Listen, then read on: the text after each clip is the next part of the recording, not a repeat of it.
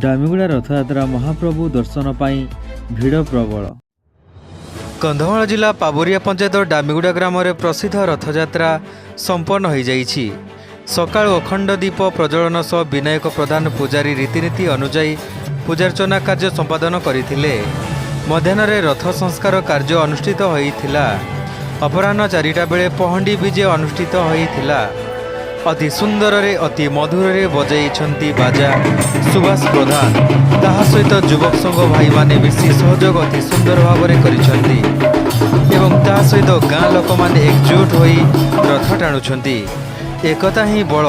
सतरे समस्ते हस खुशी रस पादरे पाद हाथरे हाथ मिसाई वर्षकु थरे खुशी रस रथ यात्रा पालन करुछंती।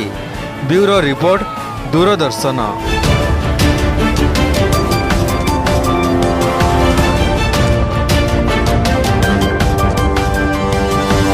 REETESH